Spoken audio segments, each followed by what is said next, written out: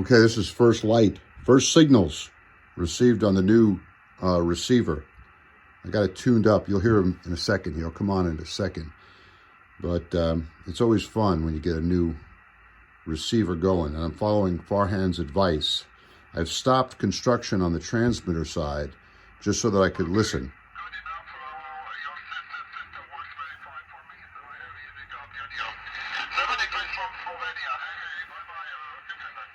All right, Slovenia. Sugar 51 Delta X-ray.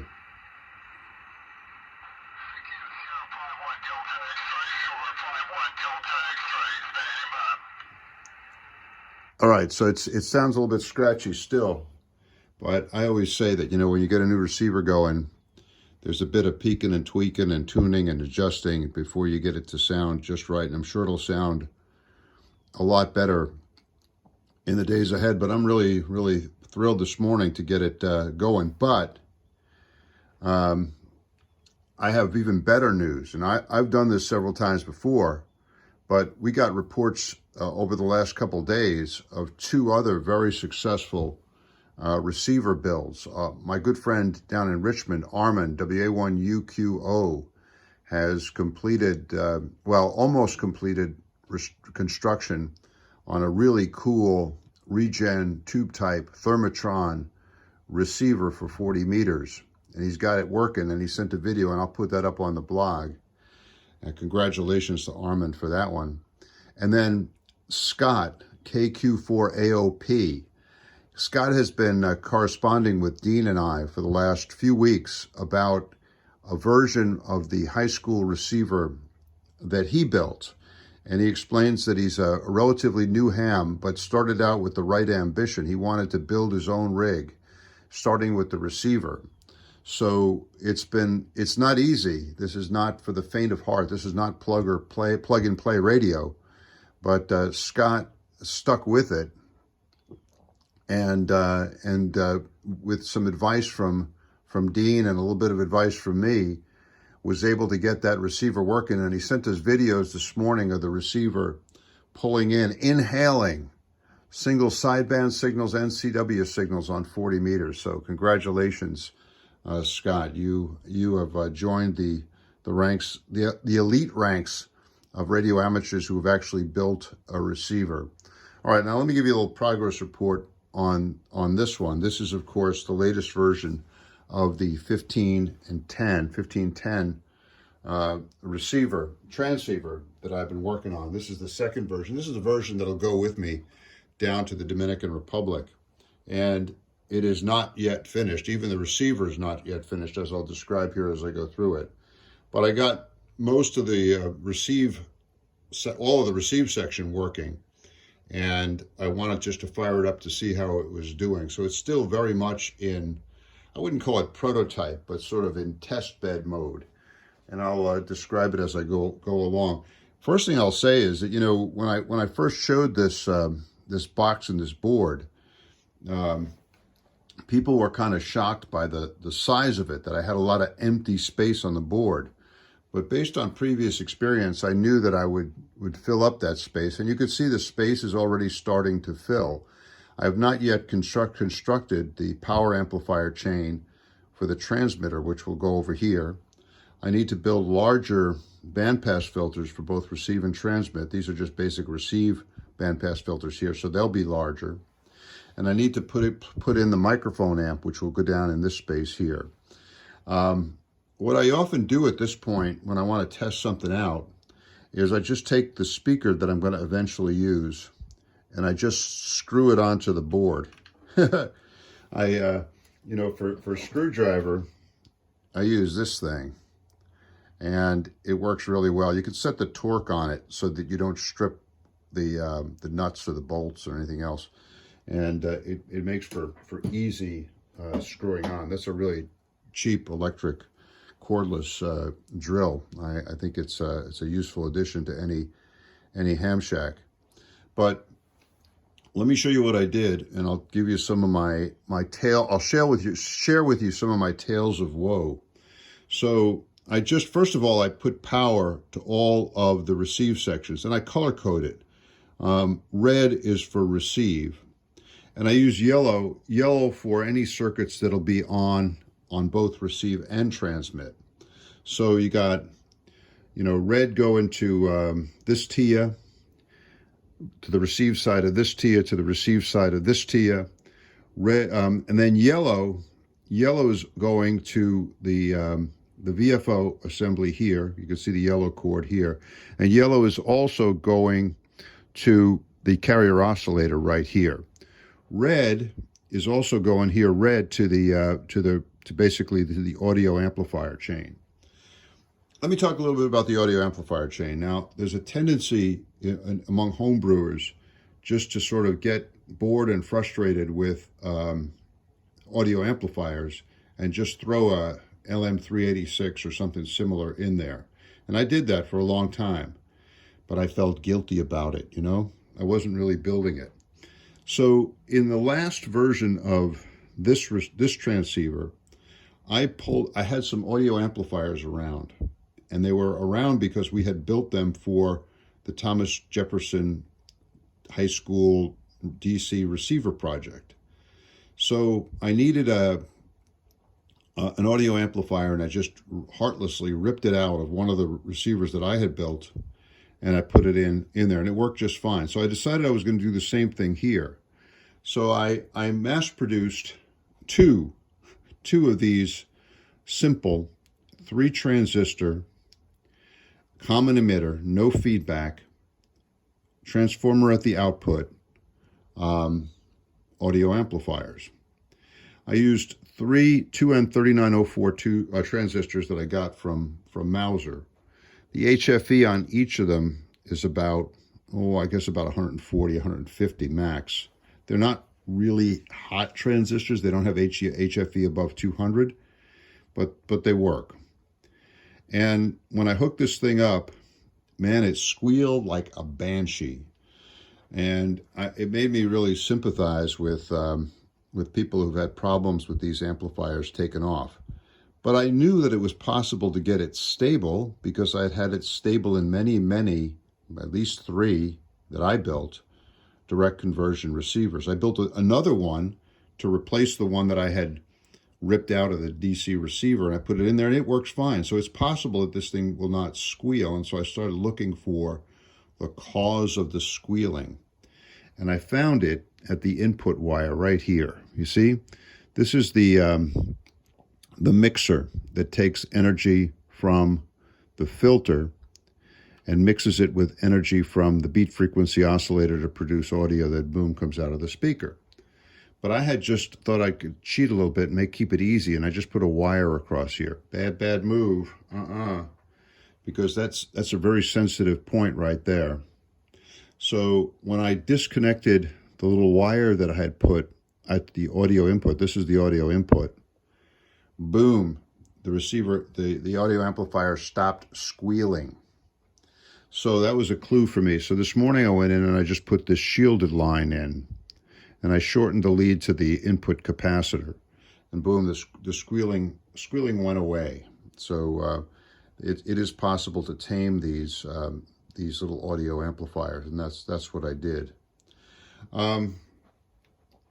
Let's see. I think I should also talk a little bit about the filter.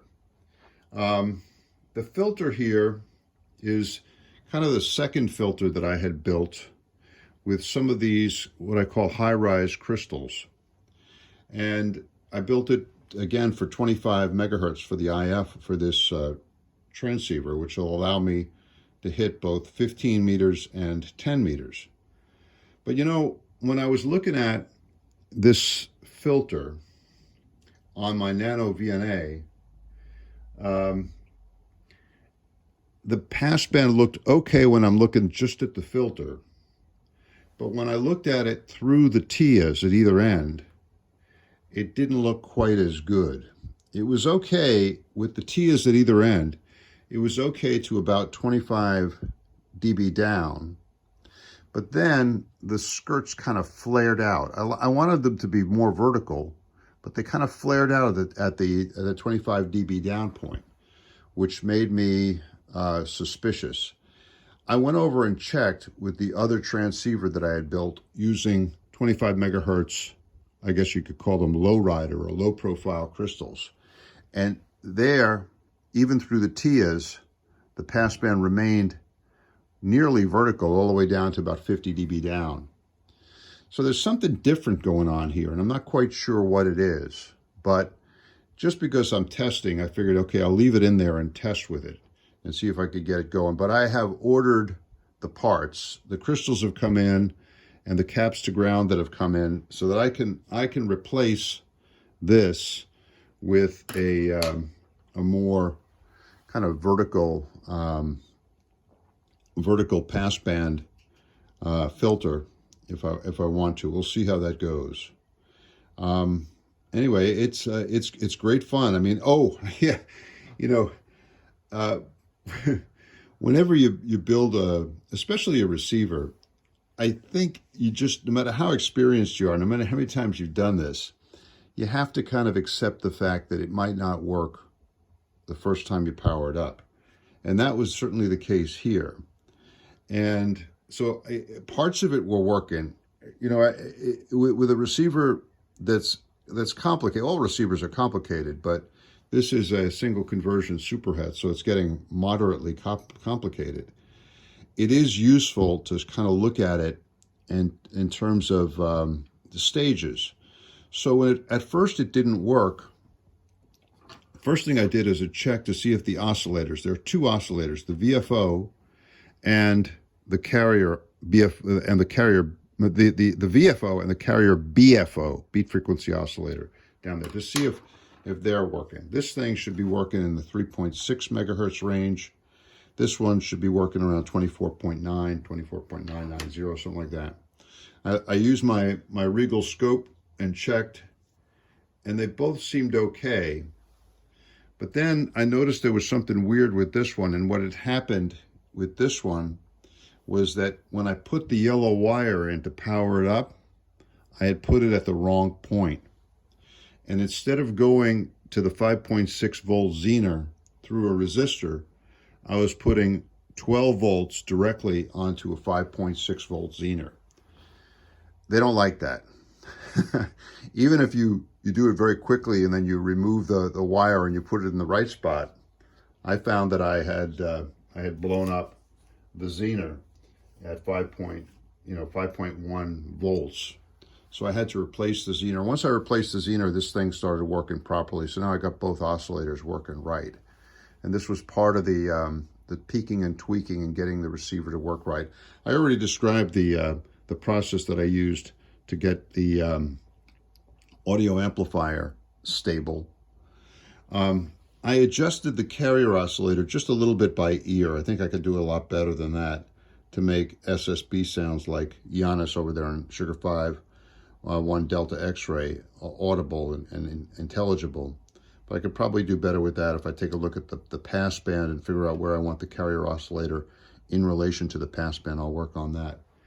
But it's still, doing all this stuff, it still wasn't working quite right. It seemed quite deaf. You know, one of the tricks that I used was, and I'll demonstrate this here, look. Ianis is still there, but listen. Watch when I remove the antenna. Listen to the noise. Whoa, noise is gone, right? Put it back on. Noise returns. That's the band noise. Shouldn't pay much attention to Ianis. I'll tune a little bit off, look. So now, how do you know whether this receiver is working right? Well, one of the things you could do is just remove the antenna and see if you get a noticeable drop in background noise. Boom. Put the antenna back on. So that means this receiver is about as sensitive as you can make it, all right? And then you tune around a little bit. There's Ianis again. Anyway, getting back to my story, when I did that at first, I was noticing no change at all. That's a bad sign. You're not hearing the band noise. That's bad. So then I started doing a trace, and I put a 21 megahertz signal from my signal generator at this point, and I started going through the scope probe to see where it disappeared. It disappeared right here at the input to the TIA. Whoa, how could that be? I mean, if the TIA was bad, you'd see good in and bad out, but man, it was, then I looked, and this tiny little wire that I had just put onto one of the pads was actually really loose. It just boop, boop, boop, boop. It was just sitting there floating. And I knew that would definitely be the showstopper. That would be taking all of the IF signal coming out of this diode ring mixer and just leaving it hanging there. So I pulled out the soldering iron and completed the connection there, and boom, everything was right with the world, and the receiver then started to work. Then I did the trick about removing the antenna, and it worked fine. The noise level dropped significantly when I removed it. So this is all part of the peeking and tweaking that you have to do when you're trying to get a new transceiver or receiver working. You know, I had said that when I tried to make these little boards, these little TIAs, like one of them is here, you can see it pretty well here, that I kind of compressed the size, and that made it kind of tight to solder in there. And I think that my bad solder connection over here was part of that, but I should have spotted that. It probably was a good connection when I was testing it initially, just to see if the TIA was working. But in the course of connecting up these kind of probes for the nano VNA that I hooked up there, I probably dislodged one of the connections. So this is, I guess, one of the pitfalls of this style of construction. Sure, it's easy to solder things in and take them out, but it's easy to have them fall out too, which is not good. So what are the next steps? Well, obviously I have to build the power amplifier chain here, basically 3 stages of power amplification, and the final amplifier will be using this heat sink. I need to build a low pass filter around here. Probably be the same low pass filter for both 10 and 15 meters. Need to wire up the connector to the keying line to my 0.1 kW linear amplifier. I need to get serious and finish up the reverse polarity protection. I need to build a mic amp down in here. I'm probably going to use the same circuit out of the Micro BitX that has served me so well in previous projects.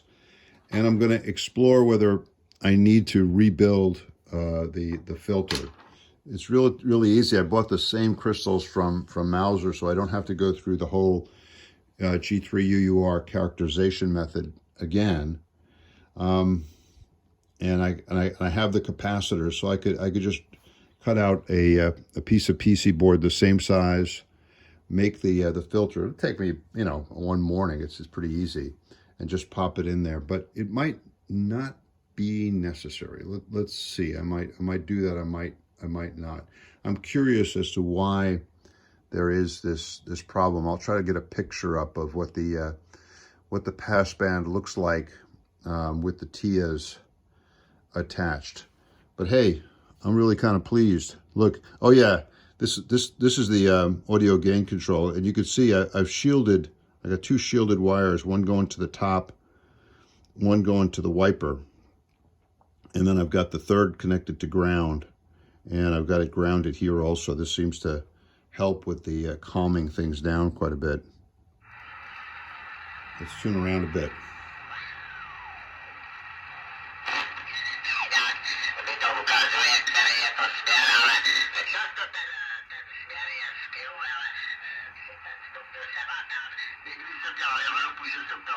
I've got it aimed at Europe. The beam is aimed at Europe.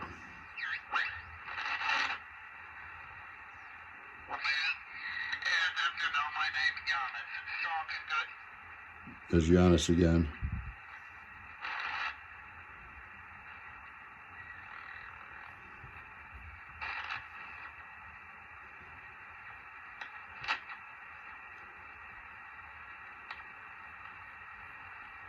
Now you guys are probably going to wonder, how am I going to do frequency readout on this thing? But here it is, man. I've got the secret weapon. Look at this thing. Look at that. So this is going to fit right in there. I've got the little 2 screws. And I'm going to be able to mark the frequencies on this. And this will be on the outside of the box.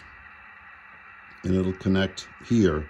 And this will move with the actual movement of the rotator vanes on the cap, which is inside there. But you can see it's smoother. The tuning is a lot smoother.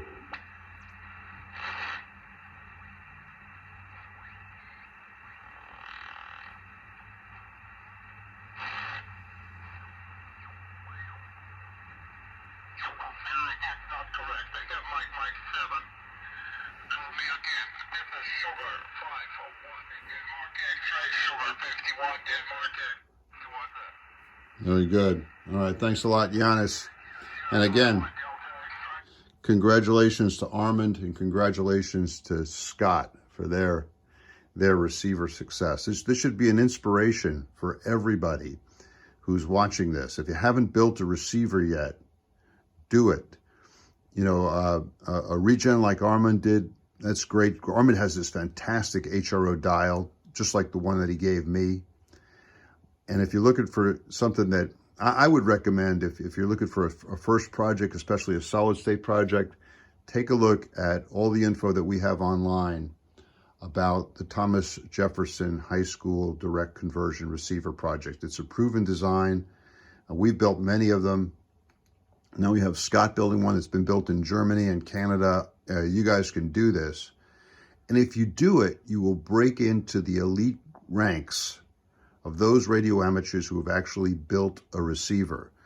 You know, Scott, his ambitions are not quite satisfied by this big success. He's gonna, I think, use that receiver as the basis for a full transmit and receive section. Now, he might want to try to do it with CW, but I think he said he had to learn CW. But I would say, hey, jump right past that.